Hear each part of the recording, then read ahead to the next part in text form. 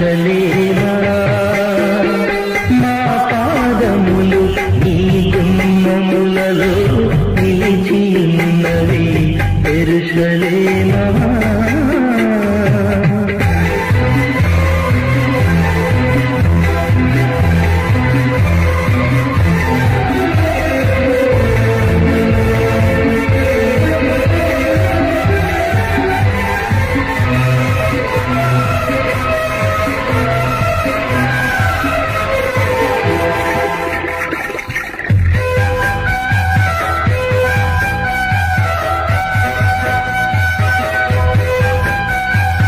మన ప్రభు అయిన యేసుక్రీస్తు నామములో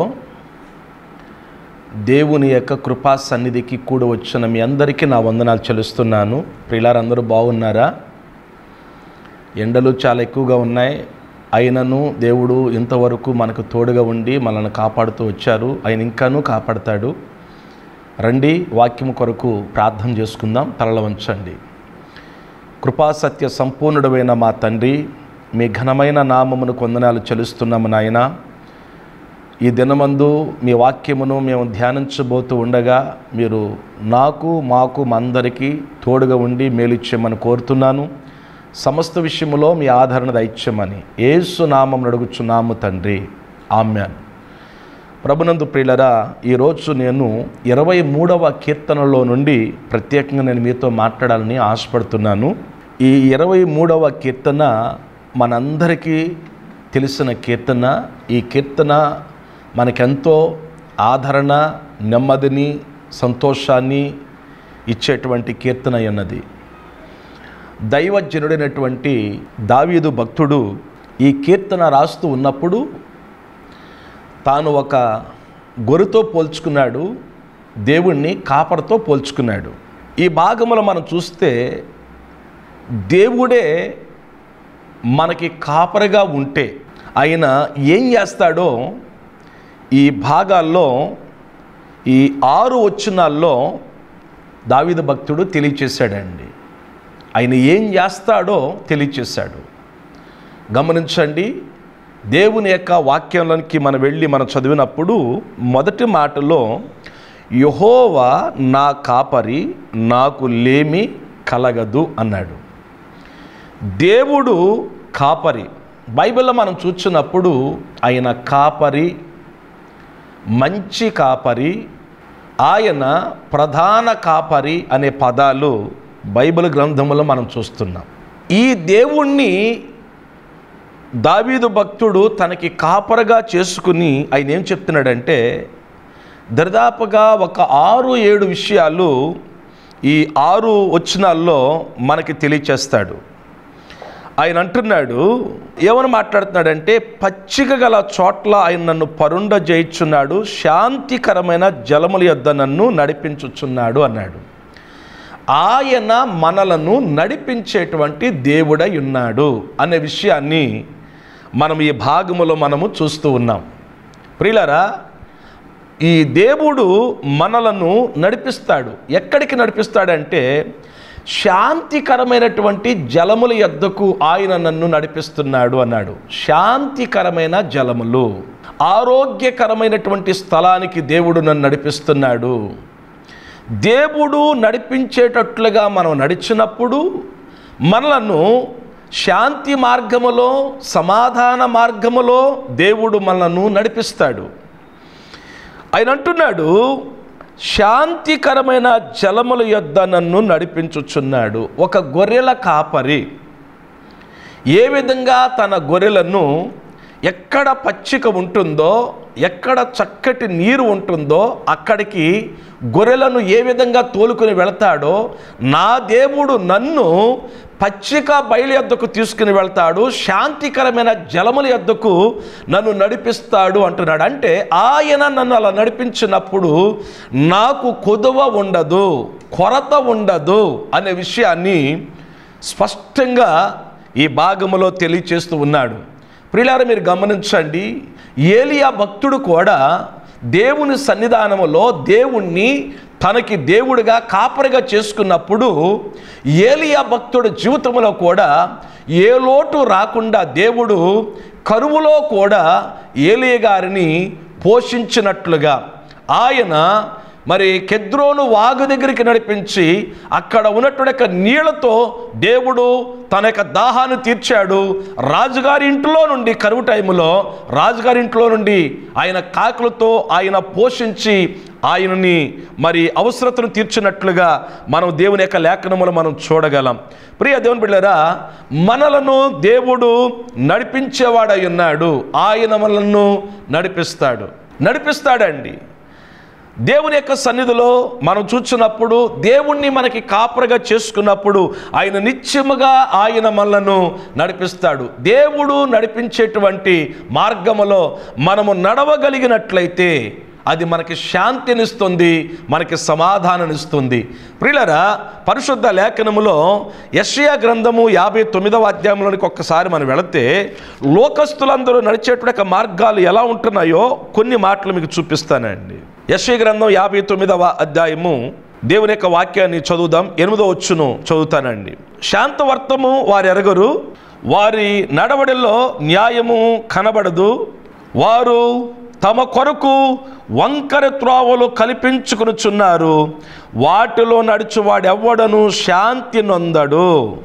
చూచారండి, శాంతవర్తనము వారు ఎరగరు, వారి నడవడిలో న్యాయము కనబడదు, వారు తమ కొరకు వంకర త్రోవలను కల్పించుకొనుచున్నారు, వాటిలో నడిచేవాడు ఎవడు శాంతి నొందడు. తమ కొరకు తాము ఏర్పాటు చేసుకున్నటువంటి మార్గాలలో న్యాయము లేదు, శాంతి లేదు.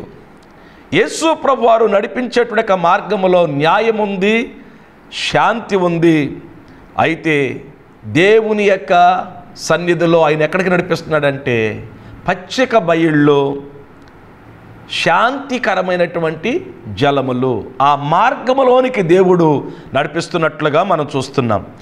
ఈ 23వ కీర్తన 3వ వచనాన్ని మనం చదివితే 2వ మాట చెప్తాడు, నా ప్రాణమునకు ఆయన సేద తీర్చుచున్నాడు, తన నామమును బట్టి నీతి మార్గములలో నన్ను నడిపించుచున్నాడు అంటున్నాడు.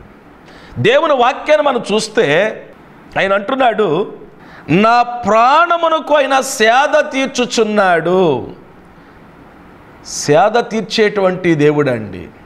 మీరు చూడండి, ఈ ఎండ వేళల్లో మనము ఎండలో వెళ్ళి వస్తున్నప్పుడు చల్లటి పానీయం ఏదైనా తాగాలనిపిస్తుంది కదా. ఆ ఎండ వేడిలో మనం వచ్చినప్పుడు ఆ చల్లటి ప్రదేశానికి వచ్చి చల్లటిది ఏదైనా తాగినప్పుడు ప్రాణానికి లేకుంటే శరీరానికి సేద తీరుతుంది.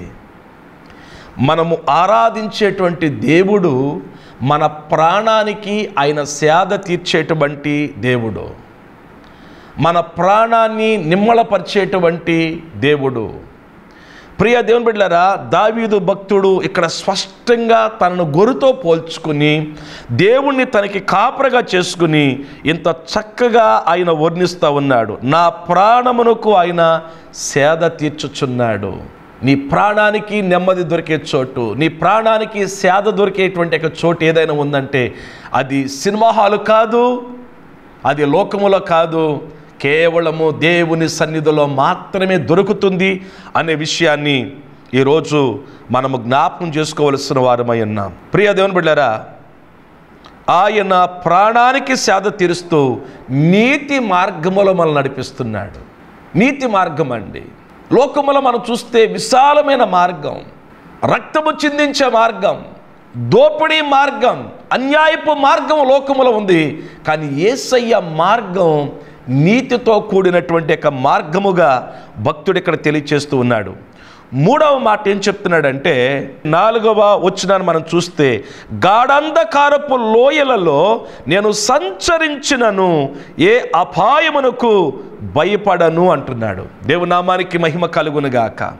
ప్రియులారా, దేవుని యొక్క సన్నిధానములో ఆయన అంటున్నాడు, నేను భయపడను, కారణం దేవుడు నాకు తోడై ఉన్నాడు. దేవునికి స్తోత్రం. ఒక్కొక్క పర్యాయము గాఢంధకారపు లోయ గుండగా నేను వెళ్ళవలసినటువంటి పరిస్థితులు వస్తాయి అని దావీదు భక్తుడు ఆయన వివరిస్తూ ఉన్నాడు. అవును, మన జీవితంలో కూడా కొన్ని సందర్భాలలో మన యొక్క జీవిత యాత్రలో గాఢంధకారపు లోయలు అంటే చీకటి, శ్రమలు, బాధలు, కష్టాలు, నిందలు, అవమానాలు, శోధనలు, దేవుని బిడ్డలారా, ఒకటి తర్వాత ఒకటి ఇక నేను తట్టుకోలేనేమో అన్నంతగా కొన్ని సందర్భాలలో మన జీవితాలు ఉంటాయండి. ఇలాంటి యొక్క పరిస్థితుల్లో ఒకవేళ నువ్వు ఉండుంటే ఈరోజు దేవుడు మాట్లాడుతున్నాడు. దావీదు యొక్క భక్తుడు చెప్తున్నాడు, గాఢంధకారపు లోయలలో నేను సంచరించినను ఏ అపాయానికి నేను భయపడను అని చెప్పి. గాఢంధకారపు లోయలో గుండగాని వెళుతున్నావా? చీకటి నీ కుటుంబాన్ని కలుపుకుందా? శ్రమలు నీ కుటుంబాలు అలుముకున్నాయా?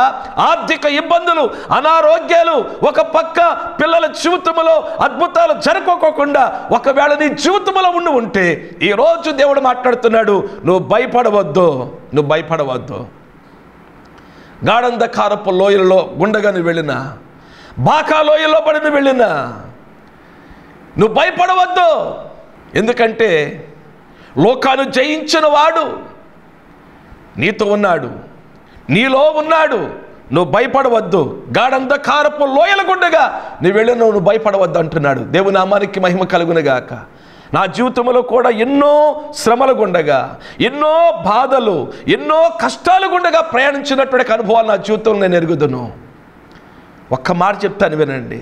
నువ్వు గాఢంధకారపు లోయల గుండగా వెళ్ళినా, నువ్వు బాకా లోయల గుండగా వెళ్ళిన, బాకా లోయలు అంటే కన్నీళ్ళు, ఎప్పుడు చూసినా కన్నీళ్ళు, ఎప్పుడు చూసినా దుఃఖం, సంతోషం అనేది లేదు. సంతోషిద్దాము అనుకునే టయానికి ఏదో ఒక దుఃఖం కలిగినటువంటి అనుభవం. బాకా లోయల్లో పడి వెళుతున్నావా? ఆ కోరు లోయల గుండగా వెళుతున్నావా? మరణ భయముతో బాధపడుతున్నావా?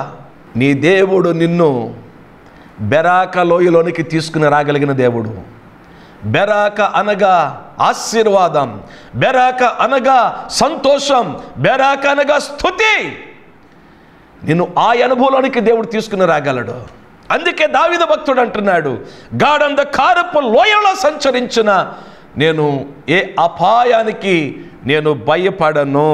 దేవునికి స్తోత్రం. ఏ అపాయానికి భయపడను, ఎందుకంటే నీవు నాకు తోడై ఉన్నావు.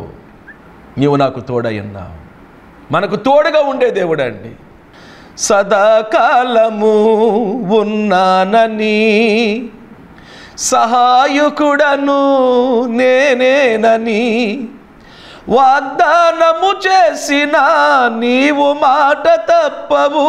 నా ప్రియుడా యేసు నన్ను విడిచిపెట్టవు. నా ప్రియుడా యేసు నన్ను విడిచిపెట్టవు. సదాకాలము ఉన్నానని, సహాయకుడను నేనేనని. ఆయన ఉన్నాడు మనతో. ఆయన విడిచిపెట్టే దేవుడు కాదు. నీవు ఈ గాఢంధకారపు లోయల గుండగా వెళుతున్నప్పుడు నీ వారు నేను విడిచిపెట్టవచ్చు. నీ ద్వారా మేలు పొందిన వారు, నీ ద్వారా సహాయం పొందిన వారు నిన్ను విడిచిపెట్టవచ్చు. నీ రక్త సంబంధాలు నేను విడిచిపెట్టవచ్చు, నీ స్నేహితులను నేను విడిచిపెట్టవచ్చు, నీ బంధువులు నేను విడిచిపెట్టవచ్చు. కానీ నా దేవుడు మాత్రం నిన్ను విడిచిపెట్టాడు. ఎవరు నిన్ను చేయి విడిచిపెట్టినా నీ చేయి విడిచిపెట్టని దేవుడు ఉన్నాడు. దావీదు భక్తుడు అంటున్నాడు, గాఢంధకారపు లోయలలో నేను సంచరించినను. వస్తాయండి మన జీవితంలో. చాలామంది ఏమంటారంటే, దేవుణ్ణి నమ్ముకుంటే కష్టాలు రావు, దేవుణ్ణి నమ్ముకుంటే బాధలు రావు, దేవుణ్ణి నమ్ముకుంటే అనారోగ్యాలు రావు, దేవుణ్ణి నమ్ముకుంటే ఆర్థిక ఇబ్బందులు ఉండవు, దేవుణ్ణి నమ్ముకుంటే నీకు ఏమాత్రము కూడా పేదరికం ఉండదు, 3 పువ్వులు 6 కాయలు అన్నట్లుగా చెప్తారు. ఇది బైబిల్ సిద్ధాంతం కాదు, గుర్తుపెట్టుకోండి. యేసు ప్రభువారు ఆయన స్పష్టంగా చెప్పిన మాట ఏంటంటే, లోకములో మీకు శ్రమ కలుగును, అయినను మీరు ధైర్యం తెచ్చుకోండి, నేను లోకాన్ని జయించాను అన్నాడు. తర్వాత ఆయన ఏమన్నాడు తెలుసా? లోకములో నువ్వు పాపములో శరీర సంబంధంగా, లోక సంబంధంగా, ప్రకృతి సంబంధంగా నువ్వు జీవిస్తూ అవినీతి పరుడుగా జీవిస్తే నీకు అన్ని కష్టాలు ఉండవు. ఎందుకంటే నువ్వు సాతాను చేతుల్లో ఉన్నావు కాబట్టి నువ్వు అన్నీ చేస్తున్నావు. నువ్వు అవన్నీ వదిలిపెట్టి, చెడుని వదిలిపెట్టి, పాపాన్ని వదిలిపెట్టి, అన్యాయాన్ని వదిలిపెట్టి, అక్రమాన్ని వదిలిపెట్టి, మోసాన్ని విడిచిపెట్టి, వ్యభిచారాన్ని వదిలిపెట్టి, దొంగతనాన్ని విడిచిపెట్టి, త్రాగుని విడిచిపెట్టి, ఇవన్నీ విడిచిపెట్టి నువ్వు దేవుని మార్గంలోకి వచ్చి నీతి మార్గంలో నడుస్తూ ఉన్నప్పుడు నీకు శ్రమలు ఎక్కువ కలుగుతాయి. అందుకే భక్తుడు ఏమన్నా తెలుసా, నీతిమంతునికి కలుగుచున్న ఆపదలు అనేకములు అయినను వాటన్నిటి నుండి దేవుడు వారిని విడిపిస్తాడు. ఇది బోధ. దేవునికి స్తోత్రం. ఎవరో చెప్తారు, ఏమని, నువ్వు ప్రభు నమ్ముకుంటే కనుక అసలు నీకు ఈ బాధలు ఉండవని చెప్పేసి అన్నారండి. మాకు అన్ని బాధలేనని. నేను చెప్తున్నాను వినండి, ప్రభువును నమ్ముకుంటే, నీతి మార్గంలో నడిస్తే, యథార్థంగా ఉంటే, పరిశుద్ధంగా ఉంటే, నువ్వు నమ్మకంగా ఉంటే, చెప్తారుగా యథార్థవాది లోక విరోధి అని చెప్పి, అయినను దేవుడు నిన్ను విడిపిస్తాడు, దేవుడు నిన్ను తప్పిస్తాడు, దేవుడు నిన్ను ఖచ్చితంగా కాపాడుకుంటాడు. ఇది సత్యం, సత్యం, సత్యం. ఈ విషయాన్ని మనం గుర్తించాలి. దేవునికి స్తోత్రం. ప్రియ దేవుని బిడ్డలారా, నేను ఎన్నోసార్లు సందర్భంలో జ్ఞాపకం చేస్తున్నాను, మరొక్కసారి జ్ఞాపకం చేస్తున్నాను. నా జీవితంలో నేను శ్రమల గుండగా ఈ బాకాలోయ అంటే కన్నీళ్లు విడుస్తూ, శ్రమలో, బాధలు, కష్టాలు అనుభవించుకుంటూ విశ్వాసముతో దేవుని సన్నిధిలో నేను నడుచుకున్నప్పుడు ఎంతోమంది దూషించారు, ఎంతోమంది అవహేళన చేశారు, ఎంతోమంది బాధ పెట్టారు. అలాంటి యొక్క పరిస్థితుల్లో దైవజనులు, కొంతమంది నన్ను ప్రేమించిన దైవజనులు, ఇన్ని శ్రమలు, ఇన్ని కష్టాలు అనుభవిస్తున్నావు, దేవుడు ఉన్నాడు, దేవుడు తప్పక నిన్ను బలపరుస్తాడు, దేవుడు తప్పక నిన్ను దీవిస్తాడు, ధైర్యంగా ఉండమని కొంతమంది చెప్పేవాళ్ళు. వారిలో మా సంస్థ నాయకులు, దైవజనులు రెడ్డి జ్యోతికుమారయ్య గారు కూడా, కుటుంబం డాక్టర్ శాంతమ్మ గారు కూడా ప్రముఖులు. అయితే దేవుడు అందరూ ద్వారా నన్ను బలపరిచి, వాళ్ళ ప్రార్థనలు నాకు ఎంతో తోడుగా ఉన్నాయి. దేవుడు విడిపించి, దేవుడు కొంత మేలు చేసుకుంటూ వచ్చాడు. సహోదరి, సహోదరుడా, శ్రమల్లో ఉన్నావా? కృంగిపోవద్దు, అధైర్యపడవద్దు, కలవరపడవద్దు, కలత చెందొద్దు. దేవుని మీద నీ భారం మోపు. దేవుడు నిశ్చయముగా నిన్ను ఆదుకుంటాడు. దేవుడు నిశ్చయముగా నీకు సహాయం చేస్తాడు. దావీదు భక్తుడి యొక్క జీవితంలో ఎన్నో సందర్భాలలో ఎన్నో శ్రమలు, ఎన్నో కష్టాలు, ఎన్నో బాధలు ఆయన జీవితంలో వచ్చినాయండి. అయితే దావీదు భక్తుడి జీవితంలో చూస్తే ఇంటిలో పోరాటం, బయట నుంచి పోరాటాలు, అన్ని వైపుల నుంచి పోరాటాలు ఉన్నప్పుడు దావీదు భక్తుడు దేవుని సన్నిధిలో దేవుని మీద ఆధారపడి ప్రార్థించినప్పుడు దేవుడు వాటన్నిటిలో నుండి దేవుడు తన కుమారుని ఆయన విడిపించాడు, తప్పించాడండి. ఒక మాట మనం చూస్తేనండి ఎంత ఆశ్చర్యం కలిగిద్దంటే, ఆ మాట మనం చూస్తే దావీదు యొక్క భక్తుడి యొక్క జీవితంలో మనం చూసినప్పుడు ఎన్నో శ్రమలు, ఎన్నో బాధలు ఆయన జీవితంలో కలిగినప్పుడు దేవుడు వాటన్నిటిలో నుండి తన కుమారుని దేవుడు తప్పించినట్లుగా మనము దేవుని యొక్క లేఖనములు మనం చూడగలమండి. తనను తాను బలపరుచుకున్నాడు, తనను తాను ప్రోత్సహించుకున్నాడు. కొన్ని సందర్భాలలో నిన్నెవ్వరో బలపరిచేవాళ్ళు ఉండకపోవచ్చు, కొన్ని సందర్భాలలో ఎవరు నీకు సహాయం చేసేవాళ్ళు ఉండకపోవచ్చు, మాట సహాయం చేసేవాళ్ళు కూడా ఉండకపోవచ్చు. కానీ దేవుడు నిన్ను బలపరుస్తాడు, నిన్ను ధైర్యపరుస్తాడు. ఆయన అంటున్నాడు, గాఢంధకారపు లోయలలో నేను సంచరించినను ఏ అపాయమునకు భయపడను, నీవు నాకు తోడయుందువు, నీ దుడ్డి కర్రయు నీ దండమును నన్ను ఆదరించును. ఆయన చెప్తున్నాడు, నడిపించే దేవుడు ఆయనే, సేద తీర్చే దేవుడు ఆయనే, తోడుగా ఉండే దేవుడు ఆయనే, శ్రమలలో దుఃఖములో ఆదరించేవాడు ఆయనే. దుఃఖములో ఉన్న వారిని ఆదరించేవాడు నా దేవుడు. ఆయన విడిచిపెట్టే దేవుడు కాదండి. కనికరము చూపించే తండ్రి, సమస్త ఆదరణ అనుగ్రహించే దేవుడు. అమ్మా, అయ్యా, నువ్వు దుఃఖములో ఉన్నావా? నీ దుఃఖములో నిన్ను ఆదరించేవాడు నా దేవుడు. నీ శ్రమలలో ఆదరించేవాడు నా దేవుడు. అంత మాత్రమే కాదు, తల్లి, అమ్మా, ఒకవేళ నీవు అనారోగ్యంతో బాధపడుతూ నువ్వు మంచం మీద ఉన్నావా, ఇదిగో దేవుడు నీతోనే మాట్లాడుతున్నాడు ఈ సమయంలో.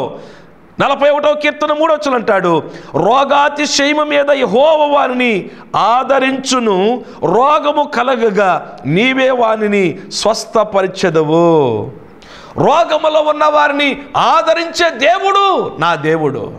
శ్రమల్లో ఉన్నవారిని, దుఃఖములో ఉన్నవారిని ఆదరించేవాడు నా దేవుడు. రోగాల్లో ఉన్నవారిని ఆదరించేవాడు నా దేవుడు. ఒకవేళ నీవు చేదరించుకుంటున్నావా, ఎవరైనా అనారోగ్యంలో ఉంటే వద్దు. ఈరోజు మనం తీసుకుంటున్న ఆహార నియమాలను బట్టి కానీ ఎలాన కావచ్చు, చిన్నవాళ్ళ కాడ నుంచి పెద్దవాళ్ళ వరకు ఏదో ఒక వ్యాధి శరీరంలో ప్రవేశిస్తుంది. జాగ్రత్త. ఎవరిని తృణీకరించుకో, ఎవరిని బాధ పెట్టుకో, ఎవరిని బలహీనపరిచే మాటలు మాట్లాడొద్దు. కొంతమంది ఉంటారండి, నేనే భక్తుడిని, అందరూ భక్తి చేయట్లా, అందుకే మీకు ఈ రోగం, అందుకే మీకు ఈ బాధ అనేటువంటి రీతిలో మాట్లాడతారు. ఒక మాట చెప్తాను, పాపాన్ని బట్టి వచ్చే రోగాలు కొన్ని ఉన్నాయి, సైతాన్ గాడి నుంచి వచ్చే రోగాలు కొన్ని ఉన్నాయి, ప్రకృతిలో కలిగే మార్పులను బట్టి కొన్ని వ్యాధులు ఉన్నాయి, శరీరంలో దేవుని బిడ్డలారా వయసు ప్రభావం బట్టి వచ్చే రోగాలు కొన్ని ఉన్నాయి. ఇవన్నీ తెలుసుకుని మాట్లాడాలి. ఎలా పడితే అలా మనం మాట్లాడి ఎదటి వ్యక్తులను మనం కించపరిచే వారంగా మనము ఉండకూడదు. ఈ విషయాన్ని గుర్తుంచుకోవాలి. ఆదరించేటువంటి దేవుడు మన దేవుడు. దేవునికి స్తోత్రం కలుగునుగాక. అందుకే ఒక భక్తుడు పాడతాడు, ఆధారం నీవేనయ్యా, ఆధారం నీవేనయ్యా, ఆధారం నీవేనయ్యా, ఆధారం నీవేనయ్యా, లోకంలో ఎన్నో జయాలు చూచాను నేనెంత కాలం, లోకంలో ఎన్నో జయాలు చూచాను నేనెంత కాలం, అయినను ఎందుకో నెమ్మది లేదు, అయినను ఎందుకో నెమ్మది లేదు, సమాధానం కొదువైనది యేసయ్యా, సమాధానం కొదువైనది, ఆధారం నీవేనయ్యా, ఆధారం నీవేనయ్యా, ఆధారం నీవేనయ్యా, ఆధారం నీవేనయ్యా. దేవునికి స్తోత్రం. ప్రియులారా, పరిశుద్ధ లేఖనములు మనం చూసినట్లయితే ఆయన ఆదరించేటువంటి దేవుడు. ఆ తర్వాత అంటాడు కదా, మనము 5వ వచనం చదివితే, నా శత్రువులు ఎదుట నీవు నాకు భోజనము సిద్ధపరచదువు అన్నాడు. అబ్బా, ఎంత గొప్ప దేవుడండి. నా శత్రువుల ఎదుట నీవు నాకు భోజనము సిద్ధపరచదవు. ఎవరైతే నిన్ను బాధిస్తారో, ఎవరైతే నిన్ను బలహీనపరుస్తారో, ఎవరైతే నిన్ను దూషిస్తారో, ఎవరైతే నిన్ను హేళన చేస్తారో వారి ఇంట్లోనే దేవుడు నీకు భోజనం సిద్ధపరుస్తాడంట. భోజనం సిద్ధపరుస్తాడంట అండి. ఎంత గొప్ప దేవుడండి. ఆయన సిద్ధపరుస్తాడు. శత్రువుల ఎదుట భోజనాన్ని సిద్ధపరుస్తాడంట. నీ కోసం దేవుడు పరలోకాన్ని సిద్ధపరుస్తున్నాడు, పరలోక రాజ్యాన్ని సిద్ధపరుస్తున్నాడు. నీ కొరకు దేవుడు సింహాసనాన్ని సిద్ధపరుస్తున్నాడు. నీ కోసం దేవుడు జీతాన్ని సిద్ధపరుస్తున్నాడండి. వాటిని అనుభవించటానికి నిన్నే దేవుడు సిద్ధపరుస్తున్నాడు. దేవునికి స్తోత్రం.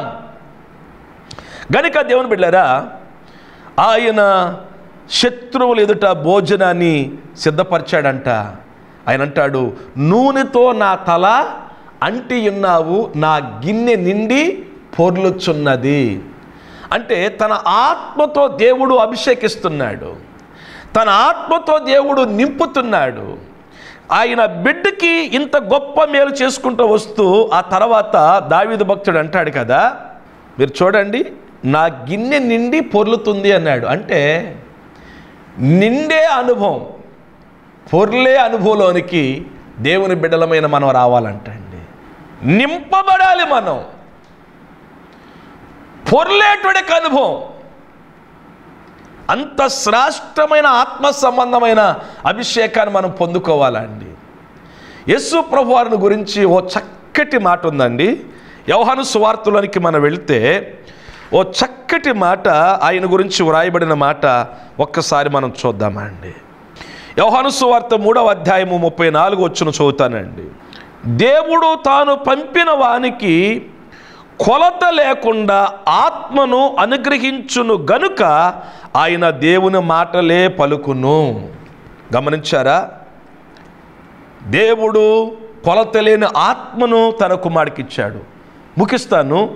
మరొక మాటను మనం జ్ఞాపకం చేసుకున్నట్లయితే ఈ 23వ కీర్తన 6వ వచనములు అంటాడు, నేను బ్రతుకు దినములన్నీ కృపాక్షేమములే నా వెంట వచ్చును. అబ్బా, ఏమొస్తాయంట సహోదరులారా? గమనించండి.